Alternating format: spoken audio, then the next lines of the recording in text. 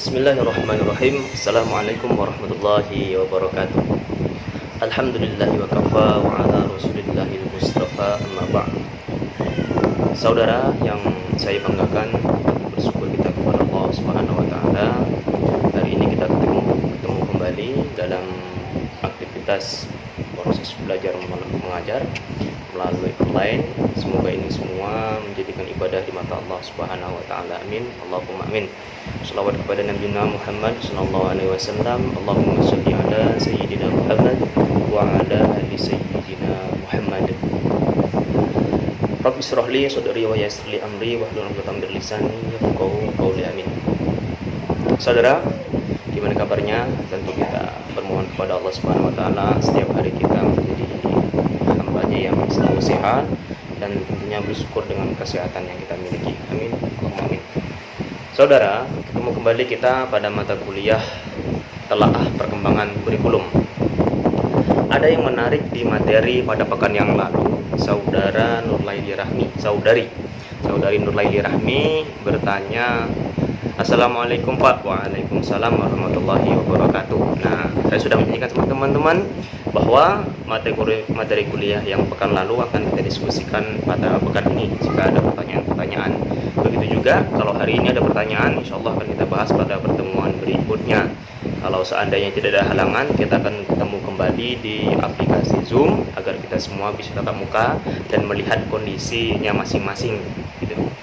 Teman-teman, pertanyaan saudari Nurlaili Rahmi, saya ingin bertanya Pak, apakah revisi kurikulum 2019 itu jauh berbeda dengan sebelumnya? Nah, tidak jauh berbeda, hanya penyempurnaan yang itu bersifat sangat sedikit, dan itu tugasnya untuk mengembangkan atau mengembangkan hasil dari proses belajar, namun secara administratif itu dipermudah. Saya contohkan. Di 2018 itu sudah mulai pengurangan berkaitan dengan KI 1 dan KI 2 dan hanya ada pada mata pelajaran PPKN dan agama, yaitu nilai keterampilan. Keterampilan yang dinilai di sini adalah keagamaan dan kewarganegaraan. Jadi yang diukur kepada anak itu nilai sikap, nilai keterampilan keagamaan, ataupun nilai pemahaman terhadap kewarganegaraan Indonesia. Di antaranya adalah pemahaman Pancasila, lagu-lagu Indonesia Raya, kemudian pemahaman terhadap perkembangan tentang kecintaan kepada tanah air. Itu di antaranya. Namun, di RPP mata pelajaran yang lain tetap dicantumkan, walaupun aktualisasi anak-anak hanya dinilai dengan dua mata pelajaran tadi, PPKN dengan agama. Ada satu mata pelajarannya lagi yang dinilai keterampilannya, di antaranya adalah mata pelajaran bimbingan konseling. Konseling karena tidak dipelajari setiap hari, maka diadakan nilai keterampilan bagi anak atau peserta didik. Nah, kemudian di dalam bahasa yang disebut dengan terminologi ada perubahan, di antaranya hanya memiliki 3 kolom.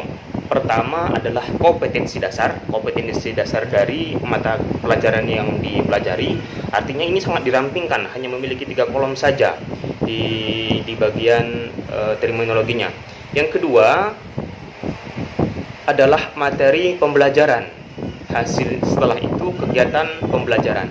Jadi di 3 hal ini, yang pertama adalah capaian yang akan dicapai yang berupa KD, yang kedua adalah materi yang akan dipelajari, kemudian yang ketiga adalah proses pembelajaran.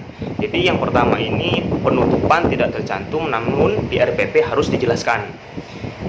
Yang selanjutnya yaitu perubahan terminologi. Terminologi ini diantaranya adalah perubahan bahasa, namun ada perubahan sedikit tentang terkait proses belajar. Di antaranya ini adalah proses yang berkaitan tentang penilaian. Saya contohkan, yang selama ini menjadi penilaian harian itu menjadi PH, dan disebut dengan penilaian harian, dirubah menjadi PH. Jadi aktivitas anak-anak hari itu hari ini disebut dengan PH. Kemudian yang selama ini disebut dengan UTS, ulangan tengah semester, dirubah atau UAS dirubah menjadi penilaian akhir semester. Jadi PAS selama ini kenalnya kita ulangan akhir semester atau ujian akhir semester. Hari ini disebut dengan penilaian akhir semester. Dan yang terakhir adalah di setiap 1 tahun sekali atau yang disebut dengan penilaian akhir tahun. Jadi anak ini adalah di mana mereka waktu ini menentukan apakah layak untuk naik kelas atau tidak. Ini disebut dengan PAT, penilaian akhir tahun.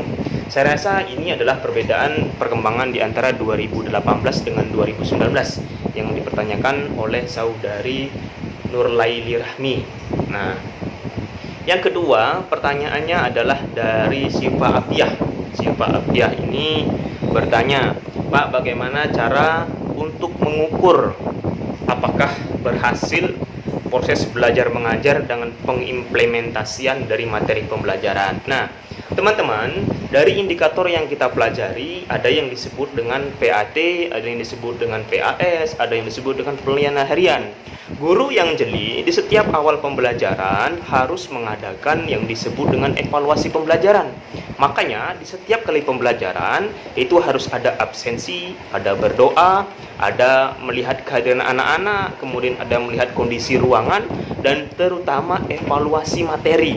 Evaluasi materi ini guru bukan hanya memflashback sementara materi, melainkan boleh bertanya kepada anak-anak, apakah ada perubahan terhadap dengan tindak tanduk anak tadi jika bersifat keterampilan, apakah ada pemahaman anak-anak yang mungkin bersifat dengan hafalan atau materi. Caranya, guru bisa bertanya langsung dengan pemahaman yang dia miliki. Kalaulah mungkin anak tadi paham dengan apa yang kita sampaikan, tentu dia akan mampu menjawabnya. Kalaulah anak tadi ada perubahan dari PH yang akan kita munculkan atau penilaian harian, kita tahu ternyata anak ini sudah mengimplementasikan apa yang menjadi pelajaran kita selama ini. Barangkali itu yang menjadi tolak ukur kita semua. Makanya hari ini disebut dengan PH, penilaian harian. Harian ini sangat mudah untuk dinilai.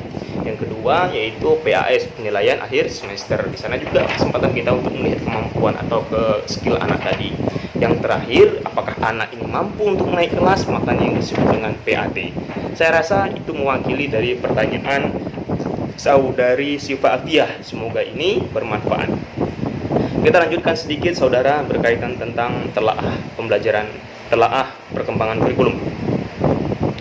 Perkembangan kurikulum di Indonesia itu dari masa ke masa memiliki perubahan, diantaranya memiliki 10 perubahan hingga hari ini kurikulumnya.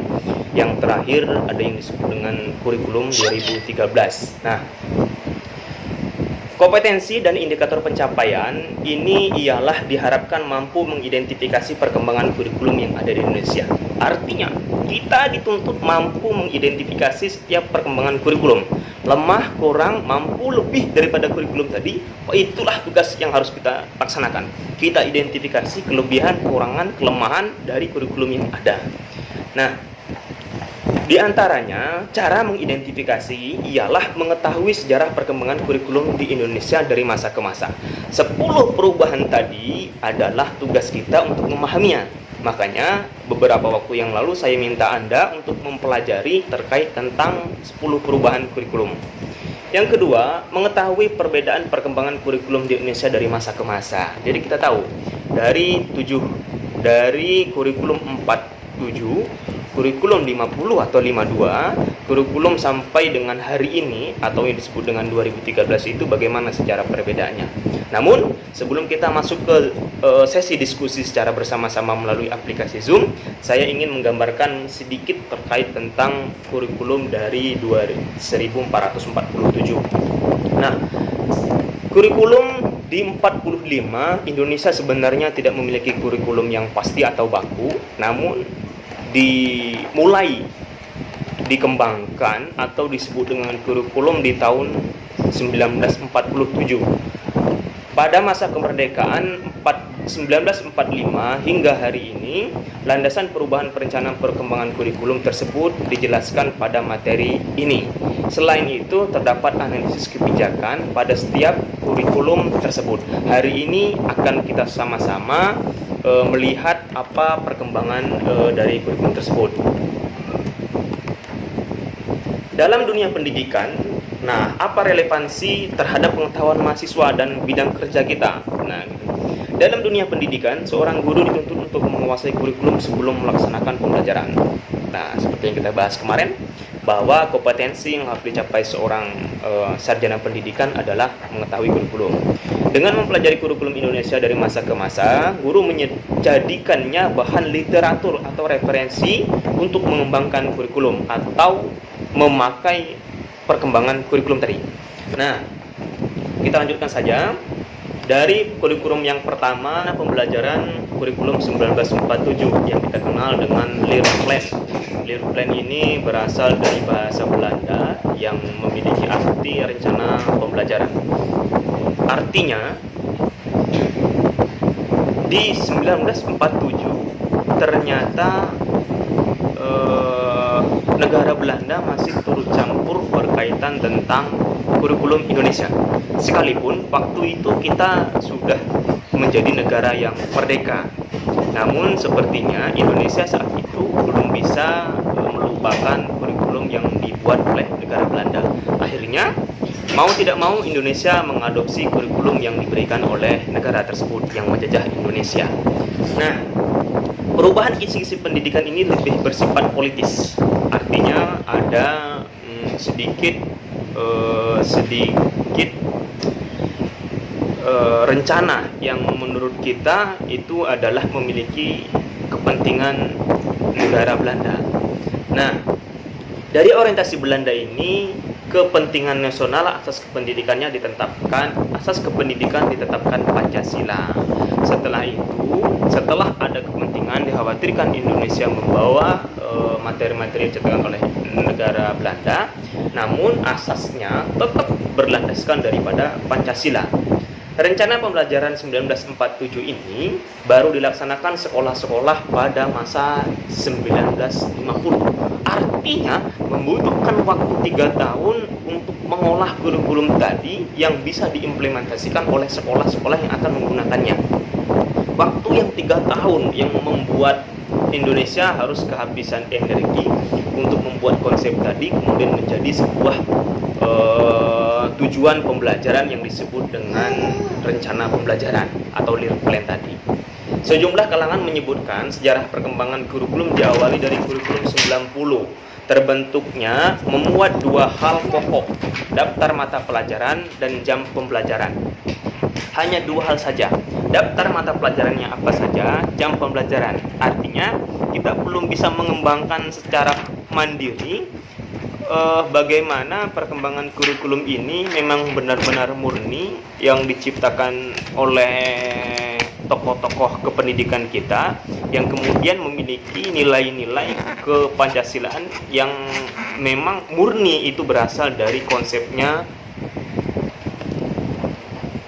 Baik saudara, artinya untuk bisa meyakinkan bahwa kurikulum Leerplan ini benar-benar layak dipakai oleh sekolah membutuhkan waktu 3 tahun untuk bisa mengujinya.